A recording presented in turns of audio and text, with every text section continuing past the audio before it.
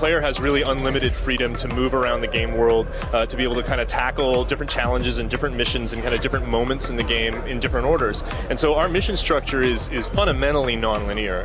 That means that the player can really allow the story to unfold in its own way, dynamically in response to his actions in the game world. What we do is we have a dedicated game designer whose function is to really look at the narrative systems to figure out how all the different kind of events of the game are going to unfold as an outcome of what the player's doing in low-level gameplay, as well as mid-level in terms of the kinds of missions that you're taking, as well as the overall kind of story progression. And that's my job.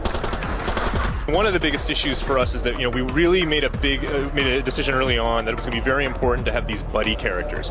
The buddies are basically characters that that we want the player to be able to kind of meet.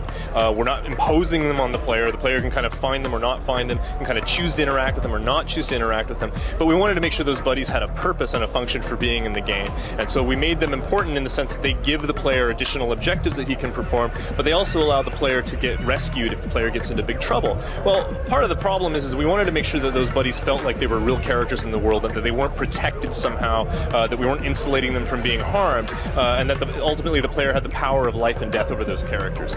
So what we did is we made an early decision that it was going to be possible for the player to kill these characters if either by accident or on purpose. Well, we also needed to make sure that the story wouldn't break if the player literally depopulated the game world with these buddy characters. So that was an important contradiction that we did need to be able to try to overcome. We wanted the story to unfold dynamically. We wanted the buddies to be implicated in the story, but we also wanted to make sure that the buddies were a really critical gameplay mechanic.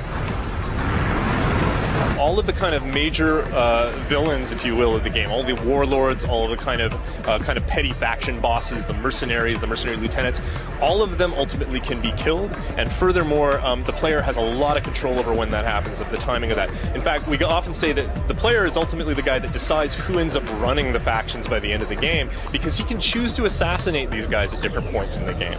He can choose to not assassinate them. So we give a lot of power to the player to kind of shape the way the story unfolds, because he's shaping actually which of his enemies are still alive kind of when the game hits its logical conclusion. We've introduced a reputation system which we call infamy, and the whole concept behind infamy is that the player's actions, in terms of the kinds of objectives that he's fulfilling, but also the way in which he plays missions, can have the effect of causing his reputation to become more and more infamous. He can try to kind of keep that under control, or he can embrace it and really, essentially become a bastard, and really try to kind of increase his infamy, increase his reputation until everyone around him is afraid of him.